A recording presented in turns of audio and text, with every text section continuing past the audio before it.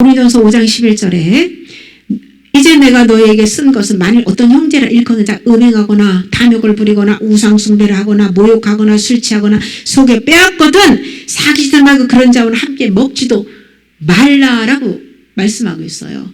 6장 9절에서도 이렇게 음행하고 탐욕하고 우상숭배하고 술 취하고 막 도둑질하고 막 이런 사람들, 불의한 사람들은요 하나님 나라에서 유업을 받지 못한다. 하나님 나라에 들어갈 수 없다라고 명확하게 말씀하고 있기 때문에 과감하게 그냥 축출하고 내쫓아 버리는 것이죠.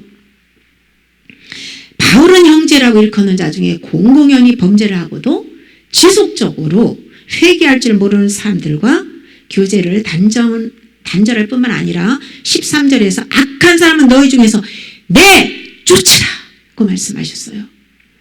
이것이 범죄자에게 유익할 뿐만 아니라 교인들을 보호할 수 있는 최선의 방법이기 때문입니다.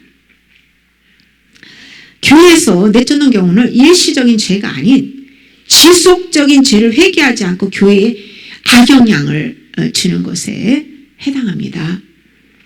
교회의 순결성을 유지하기 위해서 공동체의 공동체를 훈계하고 권징하는 것은 꼭 필요합니다.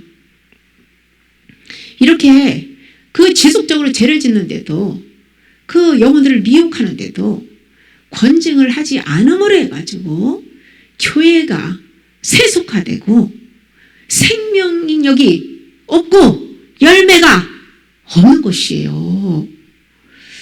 죄는 그 전염성이 너무나 강합니다. 문둥병으로 비유를 하고 있잖아요. 그냥 나도 회개 안 하면요 그냥 다 번져가지고 나중에 죽어요. 죄 속에는 악한 영이 역사합니다. 그 죄를 접하는 건 귀신이 하는 일이에요. 그러므로 교회를 살리고 죄인을 회개시키기 위해서는 아파도 과감하게 수술 칼로 도려내야 합니다. 영혼을 전염시키는 죄를 말씀의 검으로 잘라내는 수술을 해야 영혼의 건강을 회복할 수 있습니다. 가까운 사람 중에 죄를 계속 지켜 유혹하고 나를 넘어뜨린다면 관계를 끊고 거리를 둬야 됩니다. 인정에 얽매여서 맺고 끊는 것을 분명하게 하지 못하는 사람은 아직 영적으로 본토 친척 아비 집을 떠나서 광야로 나오지 않은 것이에요. 예수님 제자들처럼 배와 아버지를 버리고 떠난 것처럼 혈육으로 맺어진 육으로 맺어진 관계, 배, 소유물, 옛거 모든 것을 마음에서 탁 끊어버리고 광야로 나와야 되는 거예요. 신앙생활은 사단과의 치열한 전쟁입니다. 내가 살기 위해서는 내 안에 나에게 썩은 가지도 쳐내고 관계 속에서 썩은 것도 잘라버려야 됩니다. 그런데 회복이 불가능한 경험을 해야죠. 회복이 가능한 가능성이 있는 사람들은 그냥 그 상한 갈 때도 꺾지 않고 꺼져가는 심지도 끄지 않는 사랑이 하나님. 그렇게 그 사랑으로 기다려 또 줄 수도 있어야 돼요. 우리는 종합적으로 우리는 잘 말씀을 이해를 하고 반영을 해야 합니다. 바울도 고린도 교인 중에 아버지 아내 그러니까 계모 첩이나 계모 같은 그런 사람하고 음행을 지속적으로 하면서도 교회를 다니는 거예요. 회개를 하지 않는다는 거예요. 회개를 하고 끊어야 되는데 회개를 하지 않는 거예요. 계속 음행을 하면서도. 그래서 그런 자들을 고린도전서 5장 5절에 사단에게 내주었으니 이는 육신은 멸하고 영은 주 예수의 날에 구원을 받게 하려 함이라고 말씀하고 있어요. 거룩한 공동체인 교회가 회개하지 않는 범죄자와 함께할 수 없기 때문이에요.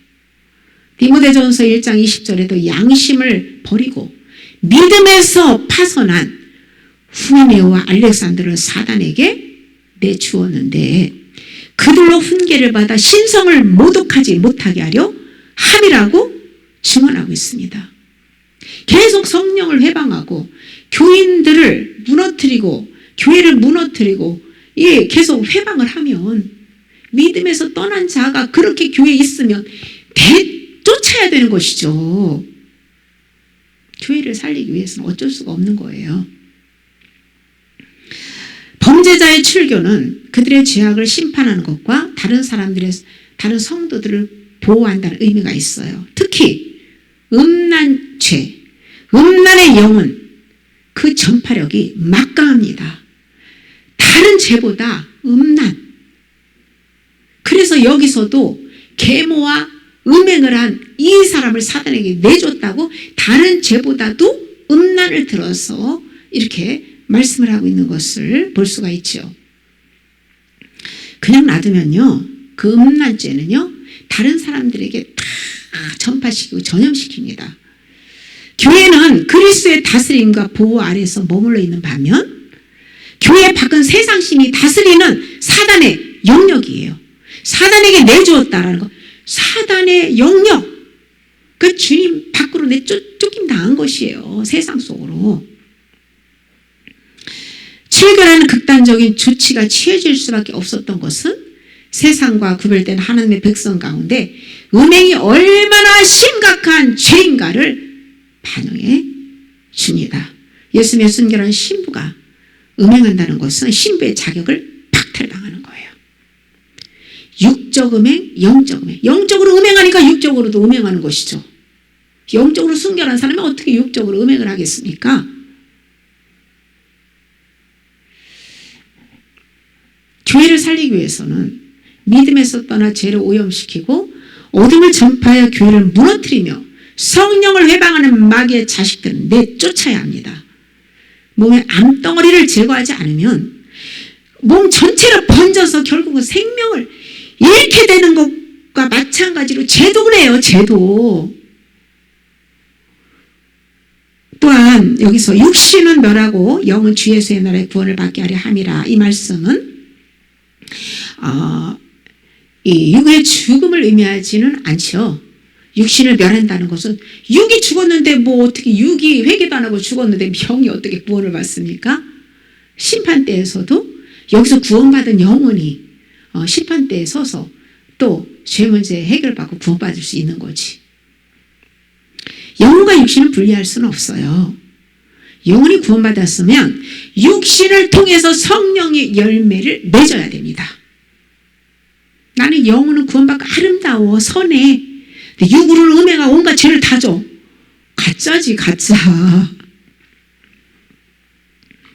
육신을 멸한다는 것은 사단의 지배 아래서 큰 고통과 절망 가운데서 살 소망을 잃어버리게 될 때에 마음이 낮아져가지고 다시 회개할 기회를 얻을 수 있는 사람이 있다는 거예요.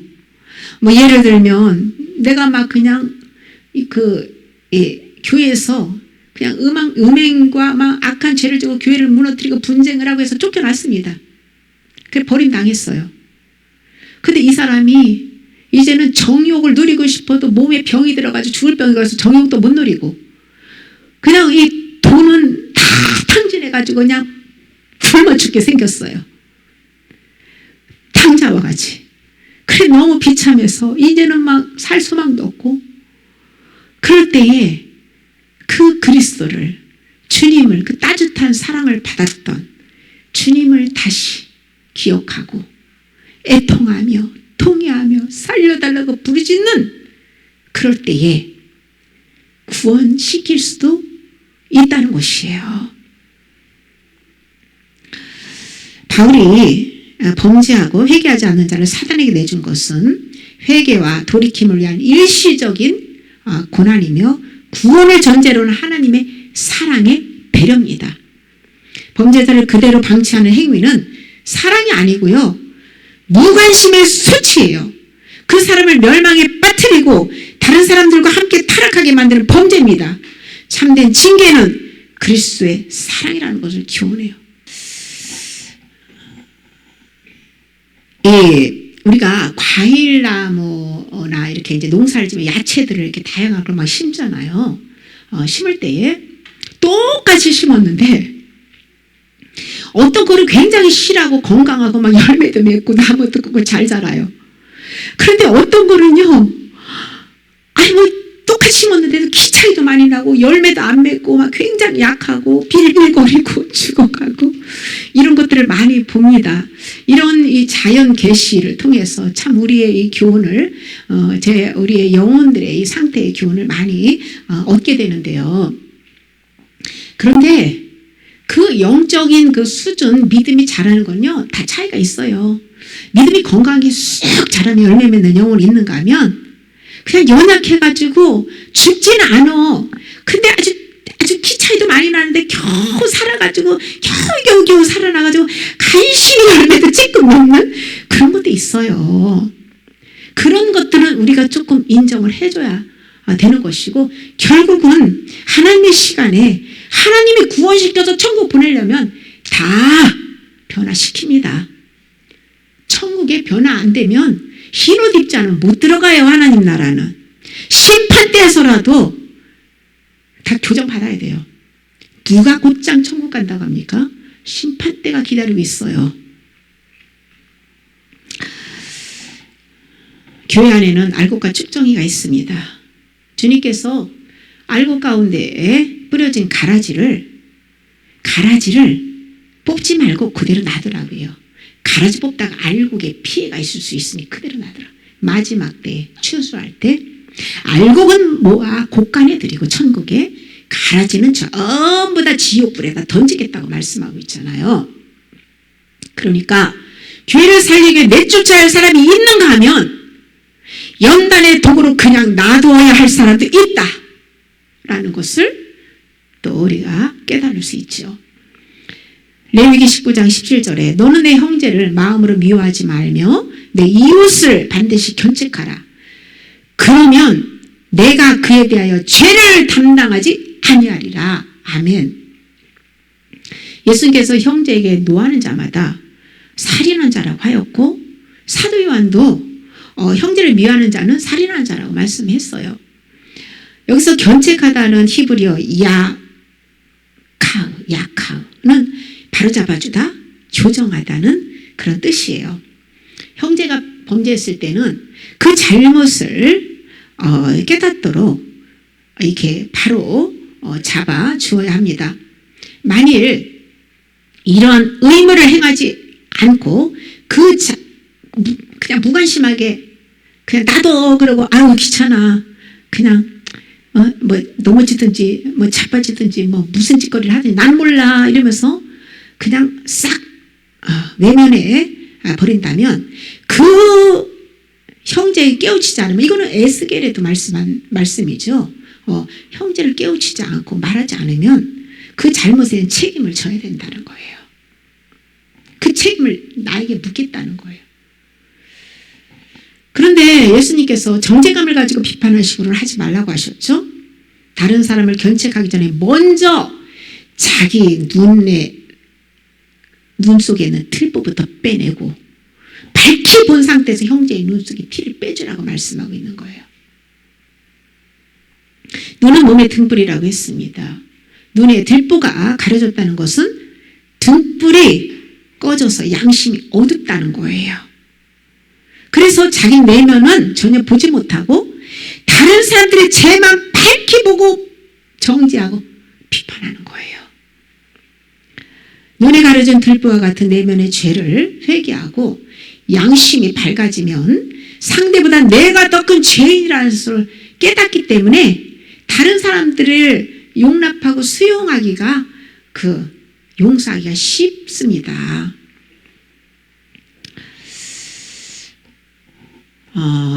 그리고 이 눈에 이 가려진 들보와 같은 내면의 죄를 회개하고 이 양심이 밝아지면 하느님의 그 긍휼이 우리에게 흘러 들어와서 그 주님의 사랑, 십자가의 사랑이 긍휼이 다른 영혼들에게도 이렇게 흘러가게 함을 해서 그 영혼의 이 죄를 깨닫고 회개하게 하고 또 사망의 짐을 받아 처리해서 그 죄 문제를 해결할 수 있도록 실질적으로 주게 된다는 것이죠.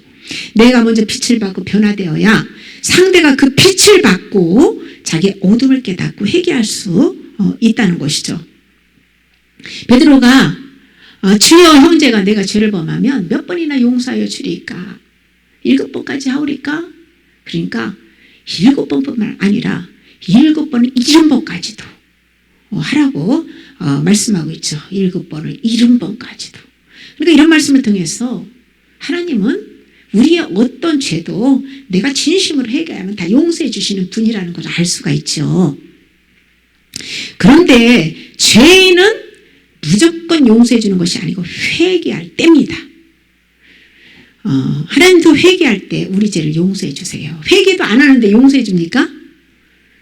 회개의 영을 부으시잖아요. 성령이 먼저 용서해 주기 위해서. 회개는 성령으로부터 주어져야 돼요. 믿음도 모든 게 다 마찬가지입니다. 먼저 용서해 주기 전에 회개의 영을 부으시고 회개할 수 있도록 말씀의 빛으로 네 죄를 보게 하고 회개할 수 있는 은혜를 주시고 용서해 주시는 분이라는 거예요.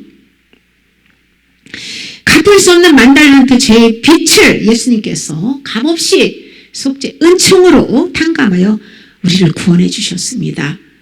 죄의 빛을 탕감받은 우리는 나에게 죄의 빛을 진 작은 죄를 지은 그 사람을 진심으로 용서를 그 사람이 구하면 해줘야 합니다. 우리는 하나님께 수많은 죄를 용서받기를 원하지만은 다른 사람들의 죄에 대해서는 용서가 너무너무 인색합니다. 죄사함과 변화는 하나님의 주권이에요. 내가 하나님의 자리에 앉아 남을 변화시키려고 노력하는 어리석음은 범치 말아야 합니다. 상대의 연약함을 수용하고 변화시키려는 마음을 내려놓고 성령의 감동으로 상황과 때에 맞게 권고로 도울 때는 돕고 침묵할 때는 침묵하면서 주님 손에 맡기는 것이 지혜입니다. 잘못을 권고하는 것도 진리를 들을 수 있는 귀 있는 자에게 해야지. 귀가 꽉 귀머거리 귀신이 딱 잡고 있는 사람에게 그냥 권고를 해보세요. 그냥 화살을 쏘아대든지 그냥 그냥 칼을 빼서 그냥 치르든지 독을 막 그냥 뱀의 독을 품어대든지 그래가지고 도리어 상처를 왕창 받게 되고 시험 들게 되는 거예요. 귀가 있어야 돼요. 들을 귀가. 겸손한 자가 들을 귀가 있습니다. 교만한 자는 들을 귀가 없어요. 그래서 이 들을 귀 있는 자에게 권고를 하는데 그때는 상대를 향한 사랑이 있을 때 말해야 돼. 사랑. 우리 안에 정죄감이 있으면 침묵해야 돼요. 마귀가 그 틈으로 확 들어와서 사로잡아요. 그래서 내 안에 사랑이 있는가, 긍휼이 있는가, 저 영혼에 대한, 그리고 저 사람이 들을 귀가 있는가 지혜롭게 조심스럽게 권고하고 말을 해야 되죠.